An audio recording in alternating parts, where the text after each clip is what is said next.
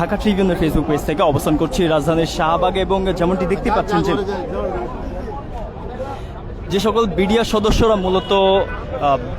বিক্ষোভ করছিলেন যে তাদের চাকরি পুনর্বহাল এবং বিডিআরের যে সকল সুবিধা রয়েছে সেটি ভোগ করার জন্য তারা কিন্তু এই মুহূর্তে তাদের কিন্তু একটি প্রতিনিধি দল কিন্তু যমুনার দিকে যাচ্ছেন। তারা কিন্তু এই যে পুলিশের যে গাড়ি রয়েছে পুলিশের গাড়ি করে কিন্তু তারা যমুনার উদ্দেশ্যে রওনা দিচ্ছেন, সেটি কিন্তু আপনাদেরকে দেখানোর চেষ্টা করছি আমরা।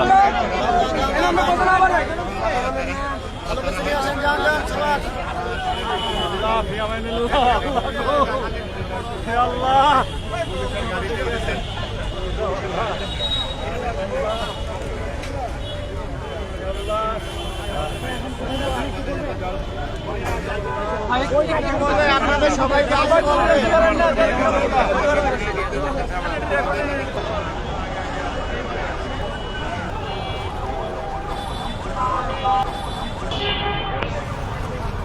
দর্শক বিডিআর সদস্যরা যারা বিক্ষোভ করছেন গত 3 দিন যাবৎ যে চাকরিতে পুনর্বহাল এবং